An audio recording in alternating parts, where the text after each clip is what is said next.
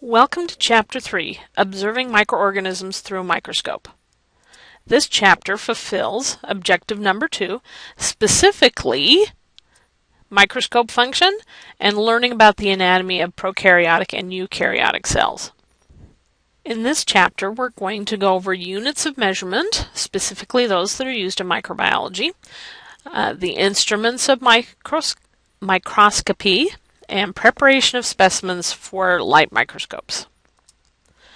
In microbiology, we use the metric system. The metric system, once you get used to it, is actually easier than the English method because everything is based on 10. In microbiology, we specifically use the centimeter through the nanometer. Mainly what you need to remember is scale. A centimeter is what we use to measure very small objects, and millimeters are what we use to measure cells. Micrometers are what we use to measure things inside of a cell, and viruses, and nanometers are what we use to measure organic molecules. Let's look at these units of measurements and also what type of microscopes would be used to look at things that are approximately those sizes. Now, up here we have a picture of a tick, ick, and we measure those in parts of a centimeter. They're very, very small, but you can still see them with your unaided eye. We can also use a light microscope, like what you've been using in lab, to be able to see them. Red blood cells cannot be seen with the naked eye. You have to look at them under a microscope. Now, they're in the range of 10 micrometers.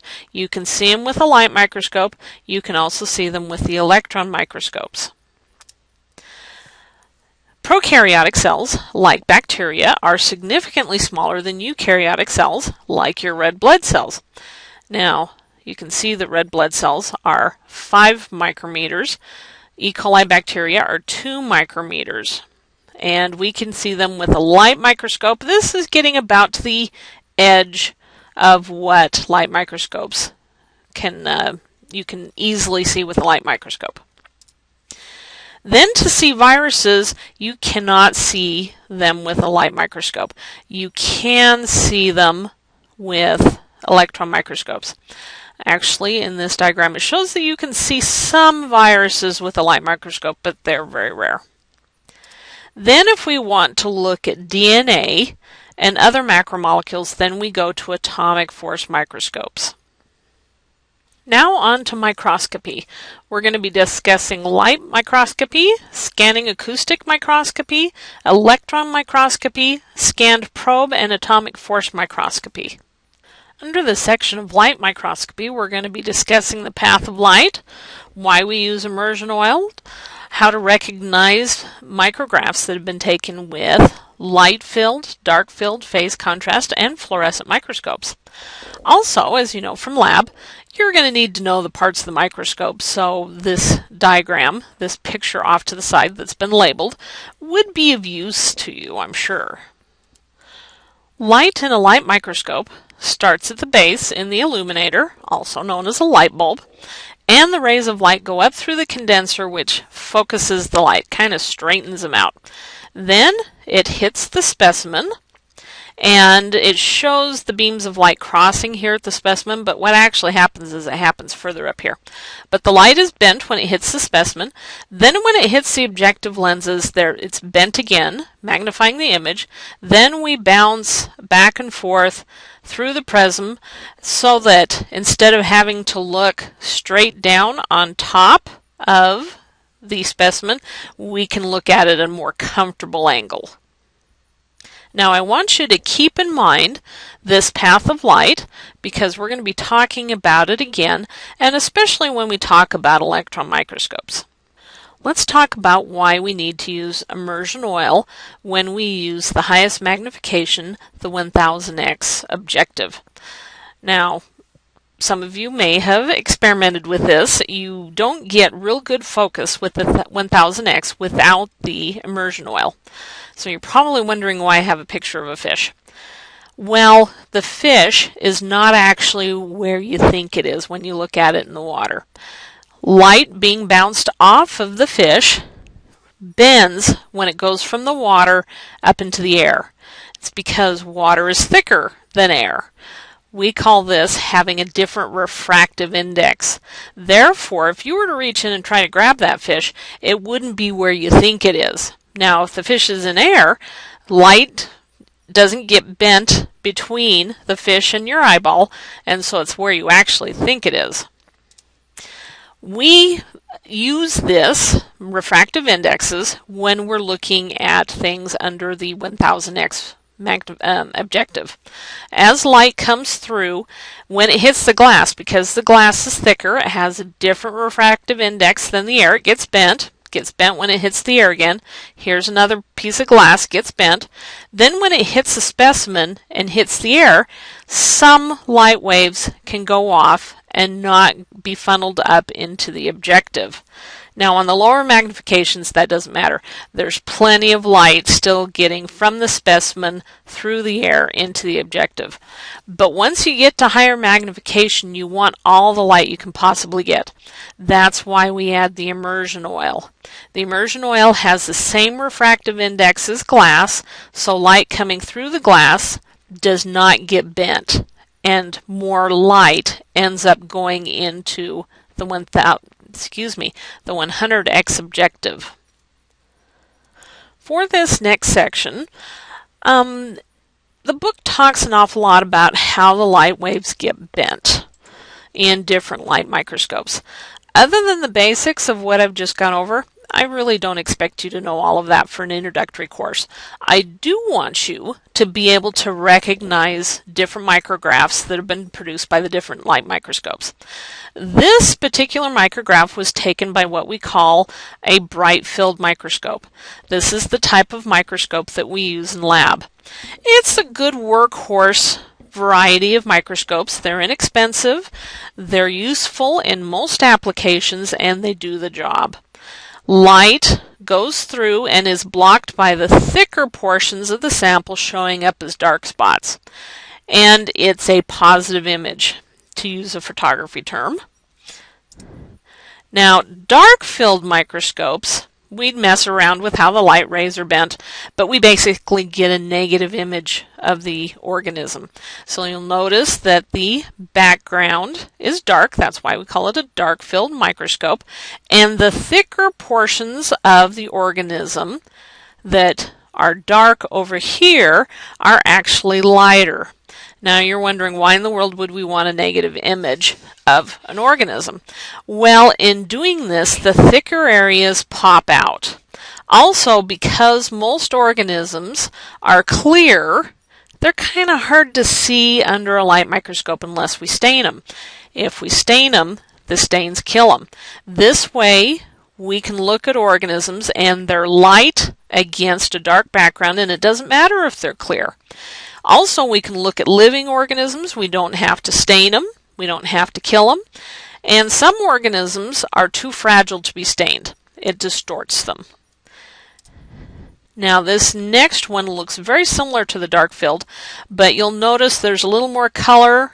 There's a little more definition along the edges. This is a phase contrast micrograph. Once again, we start messing around with the light waves to provide contrast or shadowing.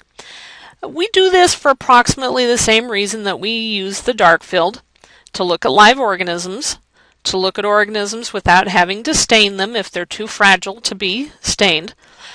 Also, we get a better picture from a phase contrast microscope than we do from a dark field, but the dark field is less expensive. So it has a tendency to be used in situations where you wouldn't want to risk a very expensive phase contrast microscope.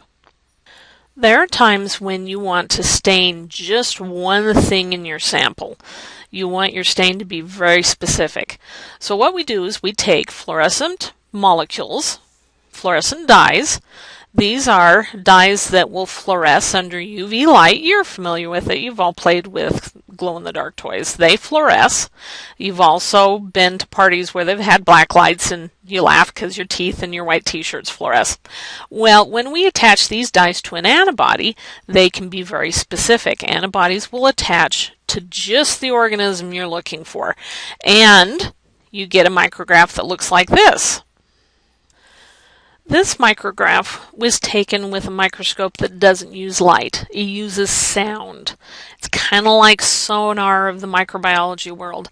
Sound waves are pulsed off of the sample, and a computer records how long it takes to come back, and we develop a 3D image. This type of microscopy is very useful for looking at living cells that are on top of something else. For example, it can be used to look at a bunch of microbes of biofilm that have been grown on a glass slide, or they can look at cancer cells on top of the organ if you're looking at a biopsy or something similar along that line. Now on to the electron microscopes. Light can only get us to a certain size. If you want to look at something smaller, you have to use electrons. It all has to do with wavelengths and different things that you don't need to worry about. Let's look at the transmission electron microscope. Now, it's like a light, bright-filled microscope that has been flipped upside down. We have the electron source up here at the top.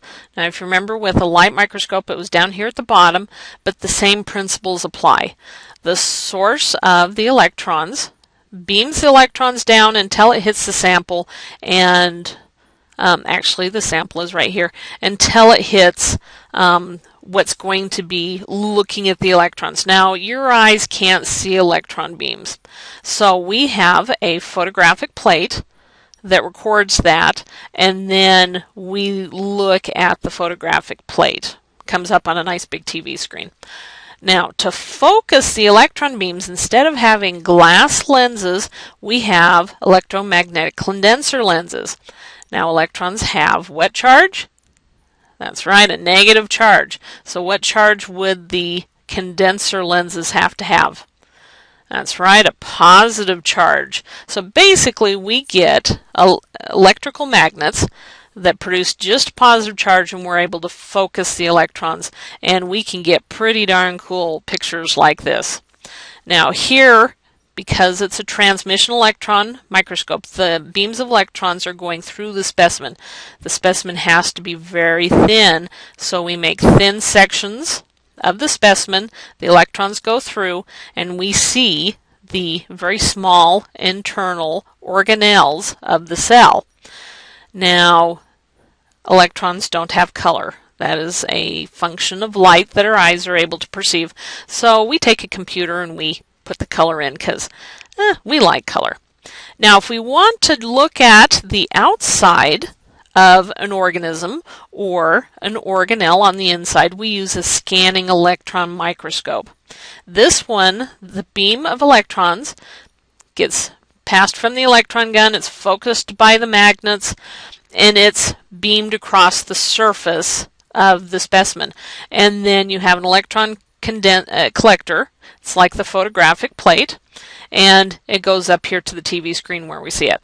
And you get lovely 3D images like that. This is actually the same organism, whereas this is a slice, we're looking at the outside of it. Okay, so that is the scanning electron microscope. Some things are too small for even an electron microscope to be able to magnify for us. So then we go to scanned probe or atomic force microscopy. This one is a scanned probe, this one's an atomic force. In both of them, a very, very sharp probe. Its point is down to one atom of metal, is either lightly drug across the molecule. Usually it's macromolecules we're looking at for this.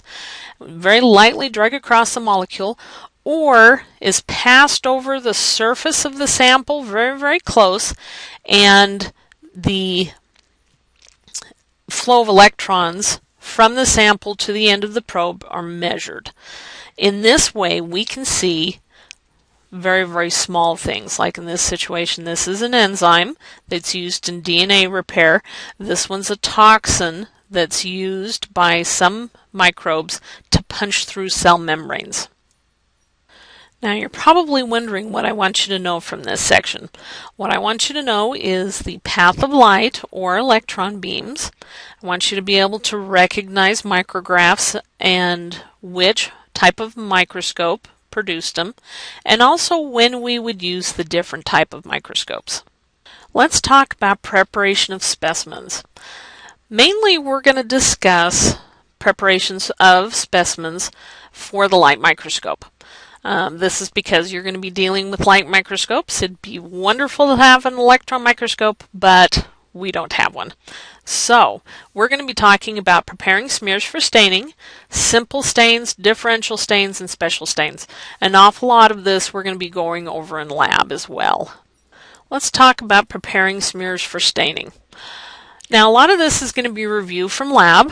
You've done some of this already, but reviewing is good. Repetition, repetition, repetition. Alright, a smear, as you know from lab, is taking a sample and putting it out, smearing it on a glass slide. Now, as you may remember from lab, if it's a liquid sample, you just put it on the glass slide, spread it out, let it dry. If it's a solid sample, it generally works best if you mix it into a drop of water. Breaks it up, spreads it out so that you get a nice thin layer of your sample on the glass slide so that you don't have big clumps. Fixation is attaching your sample to the slide. The only fixation that you need to worry about for this class is heat fixing. That's where you pass the glass slide through the flame to denature the proteins just a little bit, enough to stick the sample to the slide so it doesn't slide off when you go and rinse your slide, your sample. Now let's talk about staining. Positive staining is where you stain the actual cell. Now most cells have a negative charge. So what charge would a positive stain have to stick to the actual cell? It would need to be a positive charge.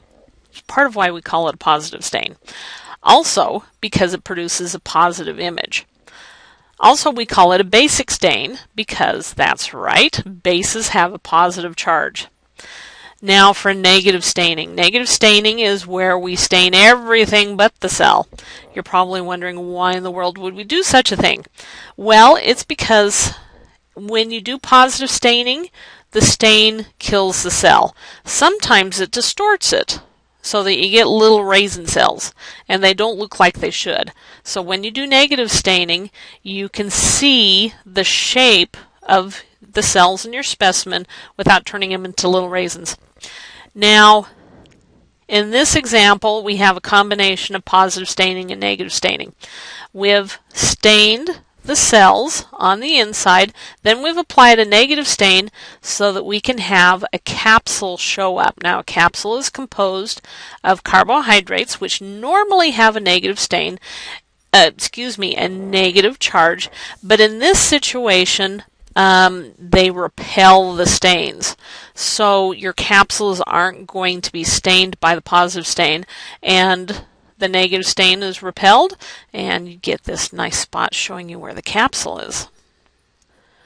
Now, simple stains are where you use just one type of stain. You use a basic stain or a positive stain to stain the actual cell. Now, we use simple stains to determine cell shape and cell arrangement. Now, cell shape, sometimes we refer to that as cell morphology. Morphology is a fancy term for shape. So in this slide, if you look very closely, you'll see that the cells are either round or they are very short rods. Now, their arrangement, we see some that are in lines. Like right here, we see some that are in lines. There's some lines here. There's also some clusters, but we see an awful lot of individual cells. All of this becomes important in identification. Differential stains tell you something about your cell other than morphology and arrangement, although you can determine morphology and arrangement at the same time. Differential stains usually tell you something about the cell wall of the organism. Let's take gram stain for an example. In a gram stain, you apply one stain. We call it the primary stain. It's crystal violet. It's violet, it's purple. Then we put a mordant on. a mordant to something that helps the primary stain stay. In this case, it's iodine. Then, next, we would apply a decolorizing agent. Now, some of these cells are going to lose the primary stain. In this case, the little round guys kept the primary stain. The rod-shaped ones lost the primary stain. Now, clear against a bright background is very hard to see, so we apply a secondary stain, in this case safranin, which is red, and we get cells that are gram-positive, being purple. That means they've maintained or kept the primary stain, and gram-negative, which are those that have lost the primary stain and have been stained by the secondary stain. And here is a micrograph showing a gram stain. Now, another type of differential stain that is very similar is the acid-fast stain. Here's a picture of that. The colors have been reversed.